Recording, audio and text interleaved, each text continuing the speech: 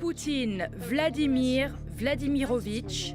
Vote exprimé 15 755 224, soit 87,97%. Il est à la tête de son pays depuis plus de 24 ans et clairement, il est là pour rester. L'agence TASS en Russie annonce, après le crash d'un avion au nord de Moscou, que figurait parmi la liste des passagers l'homme d'affaires Evgeny Prigojine.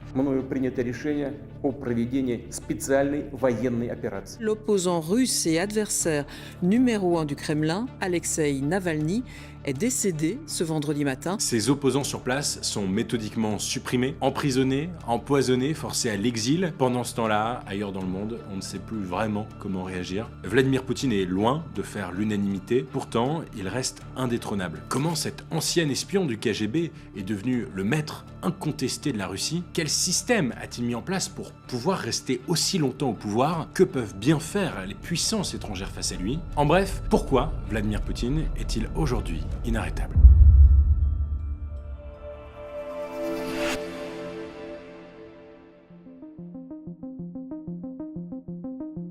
Avec plus de 76% des voix, c'était le 18 mars 2018.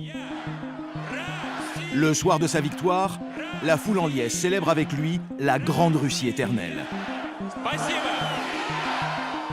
Pour comprendre comment le jeune Vladimir est devenu Poutine, il faut remonter un peu dans le temps. Bon, je vais pas être totalement exhaustif parce que ça a déjà fait l'objet d'une vidéo sur ma chaîne, la véritable histoire de Vladimir Poutine. Et ce qui m'avait déjà profondément marqué il y a 2 ans quand on a réalisé ce portrait, c'est que au fond, rien ne prédestinait Vladimir Poutine à devenir président de la Fédération de Russie. Vladimir Poutine grandit dans les années 50 en URSS, l'ancêtre de la Russie actuelle, bercé par des récits de héros soviétiques de la Seconde Guerre mondiale. Ses parents l'élèvent dans un milieu hyper modeste, voire carrément précaire. Après des études de droit, un passage au KGB, c'est les services secrets russes, et la chute de l'URSS en 1991, il est embauché comme assistant du maire de Saint-Pétersbourg, Alexandrovitch Sobchak. En quelques mois à peine, il devient son homme à tout faire et on lui confie de plus en plus de responsabilités. Quiconque veut faire du business dans la ville doit passer par Vladimir Poutine. En 1996, Sobchak, le maire de Saint-Pétersbourg, n'est pas réélu et Vladimir Poutine perd sa place. Mais enfin, il va rapidement en retrouver une au cœur du pouvoir, au Kremlin, près du président Boris Eltsine. Grâce à sa loyauté sans faille, en 2 ans, Vladimir Poutine est propulsé à la tête du FSB, le service fédéral de sécurité russe, qui remplace le KGB. Mais il va pas rester très longtemps à ce poste, puisque 1 an plus tard, il est désormais le nouveau Premier ministre russe, pressenti par le président, et mieux encore, candidat désigné à la succession de Boris Yeltsin. En août 1999, Vladimir Poutine est propulsé Premier ministre. Faut dire que Eltsine, il est vieux, il est alcoolique, bref, il décline. Son protégé, au contraire, est jeune, sportif, charismatique, patriote, tout ce dont la Russie, au fond, a besoin à ce moment-là. Et quelques mois plus tard, fin décembre 1999, Boris Yeltsin démissionne de la présidence et nomme Vladimir Poutine pour le remplacer. Cette décision est logique après la victoire aux dernières législatives du Premier ministre Vladimir Poutine, qui est nommé président par intérim pour 3 mois, comme le prévoit la Constitution. Et ce mandat commence fort pour Vladimir Poutine. En 1999, Moscou est victime d'une série de 5 attentats qui fait plus de 300 morts et des milliers de blessés. Les Russes sont meurtris, attaqués sur leur propre territoire. Alors il n'est pas question pour le président par intérim de laisser passer ça. Face aux Russes, Vladimir Poutine se présente comme le sauveur de la nation et durcit le ton. Ah oui, il faut que je vous dise un truc. En préparant cette vidéo, j'ai pas mal galéré parce que la plupart des sources, des vidéos, des articles que je regardais étaient en russe. Bon, alors je me suis pas mis au russe spécialement pour cette vidéo, mais j'ai la chance d'être accompagné par un partenaire de choix, Babbel. Babbel, c'est une app qui vous permet d'apprendre 14 langues en ligne, par exemple l'anglais, l'italien, le norvégien ou le russe. Il y a plus de 60 000 cours qui vont de la compréhension de base de la langue jusqu'au développement de compétences plus spécifiques. Si, comme moi, vous êtes amené à sous-titrer des vidéos en russe, ça peut être pratique. Bon, mais ça peut aussi et surtout vous aider dans des situations réelles, concrètes, lors de vos voyages ou de vos expériences perso ou pro par exemple. L'année dernière, avec l'équipe, on est parti en Ukraine pour couvrir le conflit. Bon, si on avait eu Babbel, je pense qu'on aurait évité 2-3 galères. Sur Babbel, il y a aussi des podcasts, des jeux, bref, c'est hyper ludique. On peut même utiliser la reconnaissance vocale pour bosser notre prononciation. Les cours se font en petits groupes avec des profs qualifiés, ce qui rend évidemment la progression plus rapide. Bref, si ça vous intéresse, j'ai un lien personnalisé pour avoir moins 50% sur l'abonnement à vie. Tout ça est en description et dans le premier commentaire épinglé. Merci à Babbel de soutenir mon travail, c'est grâce à leur soutien que je peux produire ce genre de vidéos. Retour sur Vladimir Poutine, sous-titré cette fois-ci. Мы будем преследовать террористов везде. В аэропорту, значит, вы уж меня извините, в туалете поймаем и в сортире их замочим, в конце концов. Все, вопрос закрыт окончательно. Le peuple russe est séduit par ce franc-parler et la cote de popularité de l'ancien espion explose. Les élections présidentielles russes de l'année 2000 arrivent et Vladimir Poutine est élu haut la main. L'actualité internationale avec la victoire annoncée de Vladimir Poutine qui prend la tête de la Russie pour 4 ans. Il s'est imposé dès le premier tour avec plus de 52% des suffrages. Vladimir Poutine a désormais les mains libres pour asseoir son pouvoir et bâtir sa légende. Il se présente comme un homme fort, un ancien agent secret, il se dit intègre et engagé corps et âme pour son pays. Un héros national prêt à rendre à la Russie sa grandeur d'autrefois. Ce qu'il faut bien comprendre, c'est que Vladimir Poutine, c'est un grand nostalgique de la chute de l'URSS. Il regrette l'éclatement de cette immense puissance. En fait, il continue de penser comme l'espion qu'il était pendant la guerre froide. Poutine craint en permanence le complot, il redoute l'invasion de son territoire par l'Ouest. Ça, c'est une peur en soi historiquement très présente en Russie. Mais Poutine s'applique à la réinstaller dans la tête de ses compatriotes. Bon, malgré ça, il faut quand même le dire, pendant tout le début de son premier mandat, il entretient de plutôt bonnes relations avec le monde occidental. Jusqu'en 2007, où il va commencer à montrer un nouveau visage. Весьма признателен за приглашение на столь представительную конференцию, собравшую политиков, военных, предпринимателей, экспертов из более чем 40 стран мира. Формат конференции дает мне возможность избежать излишнего политеса и необходимости говорить округлыми, приятными, но пустыми дипломатическими штампами. Формат конференции позволяет сказать то, что я действительно думаю о проблемах международной безопасности. И если мои рассуждения покажутся нашим коллегам излишне полемически заостренными, либо неточными, я прошу на меня не сердиться. Это ведь только конференция.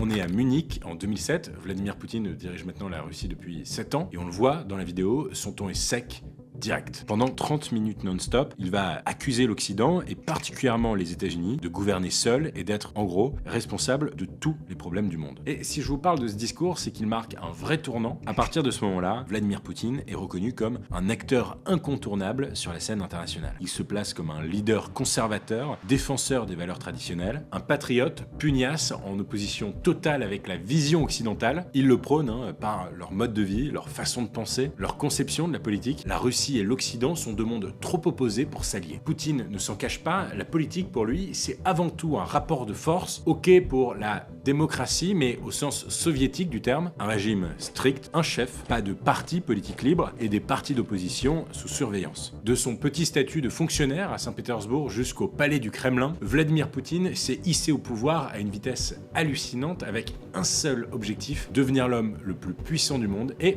si possible, le plus riche.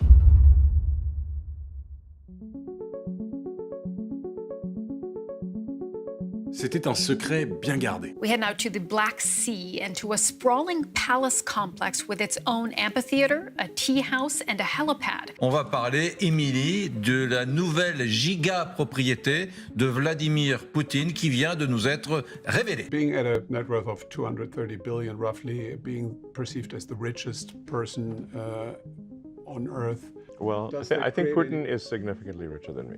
Officiellement, le locataire du Kremlin mène un train de vie confortable, mais pour un chef d'État sans excès. Un salaire de 11 000 € par mois, un appartement modeste à Saint-Pétersbourg, 3 voitures et une caravane. Allez, le seul petit plaisir affiché de Vladimir Poutine, ce sont les montres de luxe. Sauf qu'en réalité, Vladimir Poutine serait l'un des hommes les plus riches du monde. En faisant mes recherches, je suis tombé sur cette enquête du magazine Forbes qui révèle que sa fortune est en fait estimée à plus de 100 milliards de dollars. Car en plus de son petit appartement à Saint-Pétersbourg, Vladimir Poutine s'est discrètement fait construire un palais. Pas une maison, pas une villa, mais un palais sur un terrain qui fait 39 fois la taille de Monaco. 39 fois la taille d'un petit pays.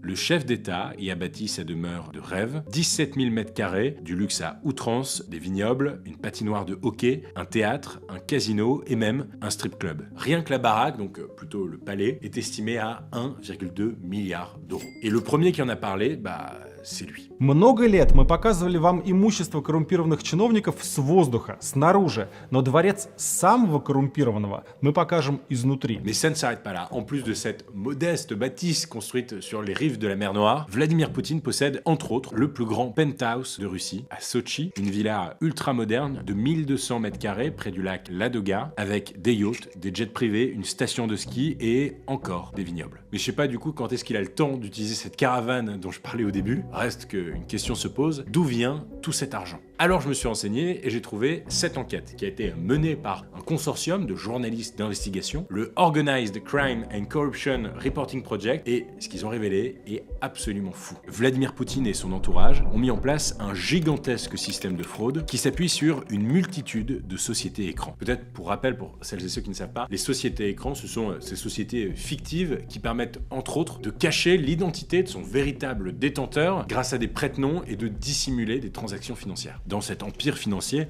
Vladimir Poutine ne possède officiellement rien en son nom, tout son patrimoine est en fait détenu par ses proches.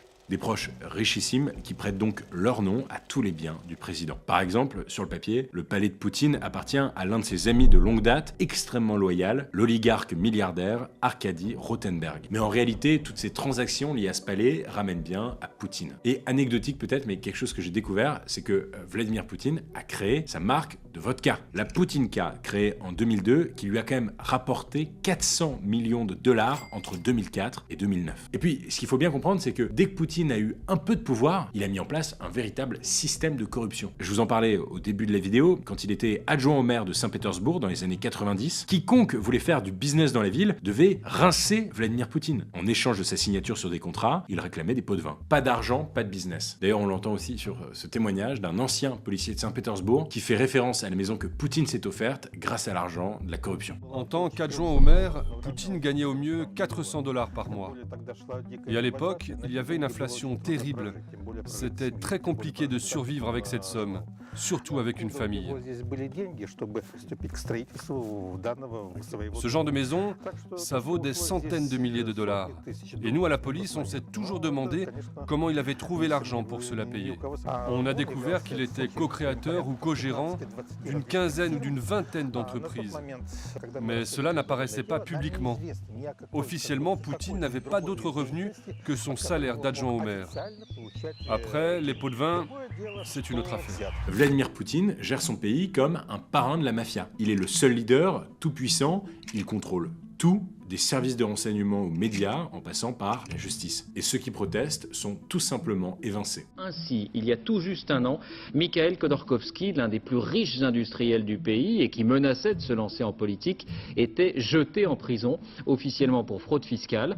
Il est passé en quelques jours des palaces de Moscou au dortoir de Sibérie dans l'indifférence générale. 31 mai 2005. Mikhail Khodorkovsky, l'oligarque le plus riche de Russie dans les années 90, est condamné pour s'être opposé au système de corruption instauré par Vladimir Poutine. Verdict, 9 ans de prison, suivi d'un exil forcé en Angleterre. Et pour solidifier son pouvoir, Vladimir Poutine confie les postes stratégiques du pays à son cercle intime. Les principales entreprises russes sont gérées par des anciens du FSB. Souvenez-vous, c'est le service fédéral de sécurité, donc des anciens collègues de Poutine. Sa maîtresse, Alina Kabaeva, une ancienne championne olympique de gym, a pris la tête du plus grand groupe de presse pro-régime, le NMG, alors qu'elle n'avait aucune expérience en politique ou dans les médias. Et pour couronner le tout, la première chaîne télé d'info, Channel One, est dirigée par Konstantin Ernst, un fidèle du pouvoir qui, dès son arrivée, a fait disparaître de ses programmes toutes les infos peu favorables au régime. C'est sûr que l'information est un contre-pouvoir extrêmement puissant. Poutine le sait, et il a vite mis la main sur la quasi-totalité des médias en Russie. Aucune remise en cause du pouvoir n'est tolérée, aucune critique n'est diffusée.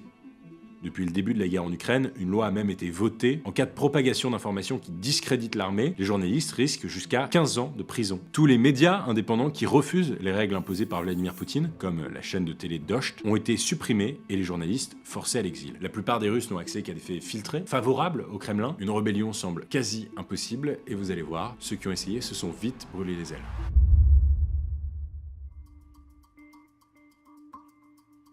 Les Russes n'adorent pas tous Vladimir Poutine. Disons plutôt qu'ils font avec. Faut dire qu'il est au pouvoir depuis plus de 24 ans. Donc une grande partie des Russes n'a connu que lui et ne voit pas d'autres alternatives. En plus, vous l'avez compris, mais en Russie, le mood n'est pas vraiment à la contestation. Les manifestations dans la rue qui étaient autrefois tolérées sont aujourd'hui totalement interdites, sous peine d'arrestation musclée, voire d'emprisonnement. Exprimer son mécontentement dans les urnes, c'est quasiment impossible. Les élections sont jouées d'avance. Tous les candidats sont sélectionnés par le Kremlin et les dossiers des opposants sont rejetés. C'était le cas pour Ekaterina Duntsova et Boris Nadezhdin, deux candidats de l'opposition qui se sont présentés pour les élections présidentielles russes qui ont eu lieu en mars dernier, mais ces candidats ont vu leur dossier jugé incomplet. La fraude est généralisée, il suffit de voir un peu comment se sont passées les dernières élections. Un cocktail Molotov lancé sur la façade d'un bureau de vote à Saint-Pétersbourg. Un isoloir en feu à Moscou. Des urnes aspergées de liquide coloré. En Russie, un premier jour d'élection présidentielle émaillé d'incidents. Bon, le résultat parle pour lui-même. Quel président, dans une démocratie, pourrait obtenir plus de 87% des voix dès le premier tour? Puis, le contexte est aussi un peu particulier à cause de ça. Мною принято решение о проведении специальной военной операции. Nous sommes 2 ans jour pour jour après le début de l'invasion russe en Ukraine. Sur le terrain, la situation reste extrêmement difficile.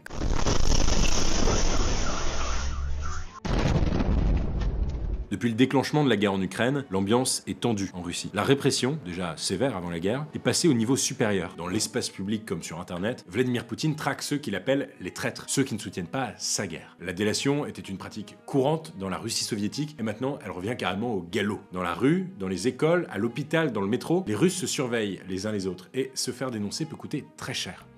Mars 2022, Sacha Skoshilenko, une jeune femme de 33 ans, prend 7 ans de prison pour avoir collé des étiquettes contre l'invasion en Ukraine dans un supermarché. Un retraité l'avait alors dénoncé aux autorités. Décembre 2022, Ilya Yashin, figure de l'opposition, est condamné à 8 ans et demi de prison pour s'être publiquement opposé à la guerre. Plus récemment, en mai 2023, Kamilla Murashova, une infirmière de 40 ans, est copée d'une amende de 294 € pour avoir porté des badges anti-guerre sur son sac à dos dans un train. Un passager l'avait dénoncé aux autorités. On le voit, n'importe qui peut être dénoncé n'importe quand. Alors les Russes s'autocensurent. Ce climat de peur et de paranoïa, Poutine en est responsable et c'est un des mécanismes de contrôle les plus efficaces. Mais il utilise aussi parfois un autre moyen bien plus radical, supprimer systématiquement tous ceux qui s'opposent à lui. En 2006 par exemple, Alexandre Litvinenko, un ancien agent du FSB, meurt lentement après avoir ingurgité une minuscule dose de polonium, un poison extrêmement dangereux qui provoque une mort lente et très douloureuse. En 2015, Boris Nemtsov, un opposant politique, est assassiné par balle au pied du Kremlin. En mars 2018, Sergei Skripal, un ex-agent des services secrets russes, devenu espion britannique, est empoisonné à Londres avec du Novichok, une substance mise au point pendant la guerre froide qui engendre une mort par asphyxie. En août 2023, Evgeny Prigojine, celui qu'on appelait le cuisinier de Poutine, également le chef de la milice Wagner, meurt dans un mystérieux crash d'avion. Il voulait marcher sur Moscou avec ses hommes et avait, l'espace d'un instant, fait trembler le président Poutine. Et peut-être que l'opposant le plus connu, c'est lui, Alexei Navalny. Et lui aussi n'y a pas échappé. Considéré comme un traître manipulé par l'Occident, il est également empoisonné au Novichok en août 2020. Il s'en sort miraculeusement et décide de retourner en Russie où il est arrêté et condamné à 19 ans de prison pour extrémisme. Enfermé dans la pire colonie pénitentiaire de Russie, la IK3, à 3000 km au nord de Moscou, Navalny est affamé et torturé. Il y est mort il y a quelques mois, le 16 février 2024. Selon l'association Memorial, une ONG russe de défense des droits de l'homme, plus de 500 prisonniers politiques seraient aujourd'hui enfermés dans des centres pénitentiaires russes. Alors, je repose la question, qui peut aujourd'hui arrêter Vladimir Poutine?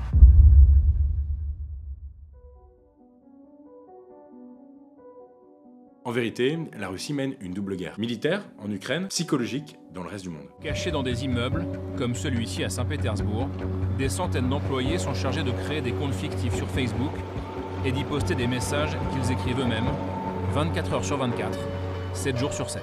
Un catalogue d'ingérence politique dans le système électoral référendaire britannique, espionnage, assassinat, tentative d'assassinat. Oui, Donald Trump fait littéralement volte-face. Il vient d'admettre les conclusions de ses services de renseignement, ce qu'ils lui disent depuis des mois, c'est-à-dire que les Russes ont bien interféré dans la campagne présidentielle 2016. Quand des organes de presse répandent des contre-vérités infamantes, ce ne sont plus des journalistes, ce sont des organes d'influence.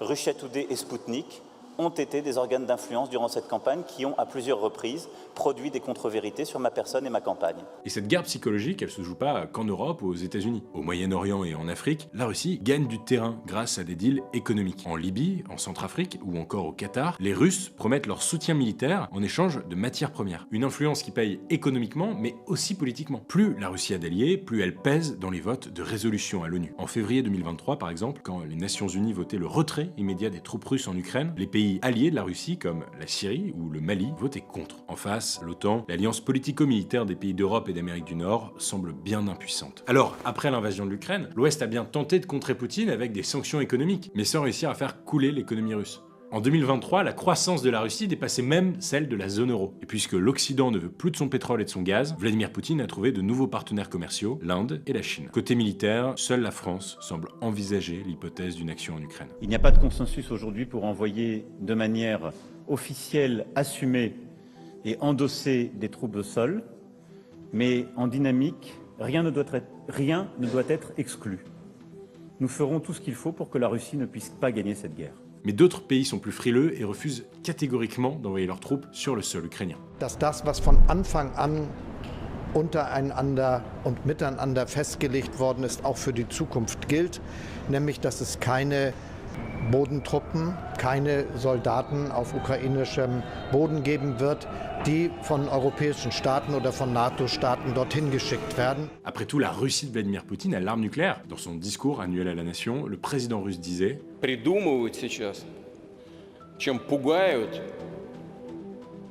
весь мир, что все это реально грозит конфликтом с использованием ядерного оружия. » Alors que faire? Pour certains, c'est sur les réseaux sociaux que réside encore un peu d'espoir, l'outil préféré d'Alexeï Navalny pour dénoncer la corruption et les pratiques opaques du président russe. Aujourd'hui, c'est là-dessus qu'informent quotidiennement tous les opposants au régime en exil, en espérant un jour faire tomber Vladimir Poutine. Mais à part sa propre mort, rien ne semble vraiment pouvoir arrêter Vladimir Poutine. En 2020, il modifiait la constitution russe pour pouvoir enchaîner tranquillement les mandats jusqu'en 2036. Il aurait alors 83 ans.